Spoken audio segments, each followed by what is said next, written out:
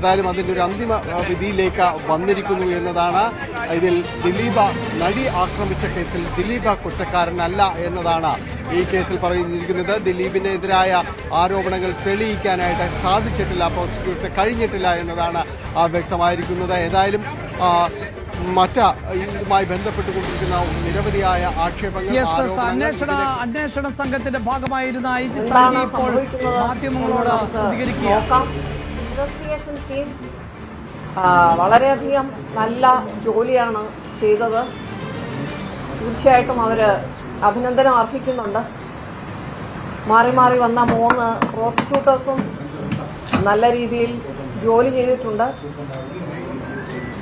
ഈ ഒരു കേസിലൂടെ കേരളത്തിലെ സിനിമാ മേഖല ഇതിലൊക്കെ ഒരുപാട് പോസിറ്റീവായ മാറ്റങ്ങൾ വന്നു എന്നാണ് ഞാൻ വിശ്വസിക്കുന്നത്.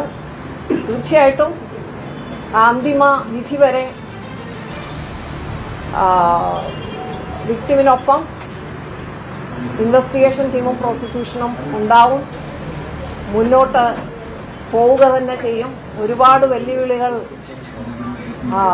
ഈ ട്രയലിൽ നേരിട്ടിട്ടുണ്ട്. അത് എല്ലാവർക്കും അറിയാവുന്ന കാര്യങ്ങളാണ്.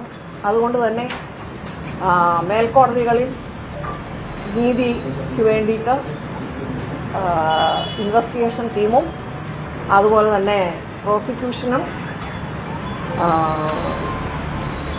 പോരാട്ടം തന്നെ കോടതി പറഞ്ഞു കഴിഞ്ഞു. അത് തന്നെയാണ് മനസ്സിലാക്കാൻ കഴിയുന്നത്. എന്തായാലും കോടതി കൃത്യമായി തന്നെ പറഞ്ഞിരിക്കുന്നു. അതായത് നടൻ ദിലീപിനെതിരായ ഗൂഢാലോചന കുറ്റം തെളിയിക്കാൻ സാധിച്ചില്ല എന്നതാണ് കോടതി, പ്രിൻസിപ്പൽ സെഷൻസ് കോടതിയുടെ ഉത്തരവ്. 1 മുതൽ 6 വരെയുള്ള പ്രതികളാണ് കുറ്റക്കാരെന്ന് കണ്ടെത്തിയിട്ടുള്ളത്. ഈ പ്രതികളുടെ ജാമ്യം ഇപ്പോൾ കോടതി റദ്ദാക്കിയിരിക്കുകയാണ്. ഇവരെ ഉടൻ സെല്ലിലേക്ക് മാറ്റുന്ന സാഹചര്യമുണ്ടാകുന്നു. 10ാം പ്രതിയായിട്ടുള്ള ശരത്തിനെയും കുറ്റമുക്തനാക്കിയിരിക്കുന്നു.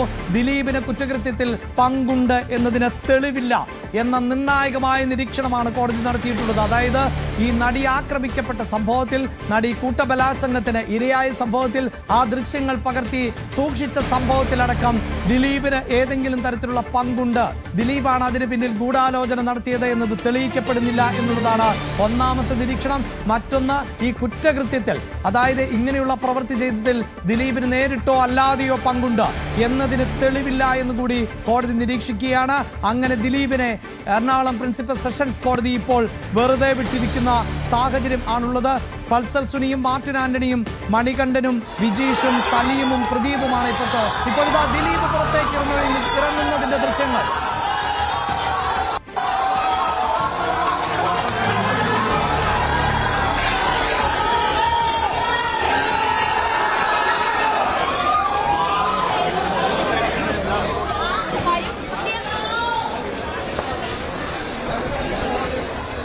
നടൻ ദിലീപ്, കുറ്റവിമുക്തനാക്കപ്പെട്ട നടൻ ദിലീപ് കോടതിയിൽ നിന്ന് പുറത്തേക്ക് ഇറങ്ങുന്നു.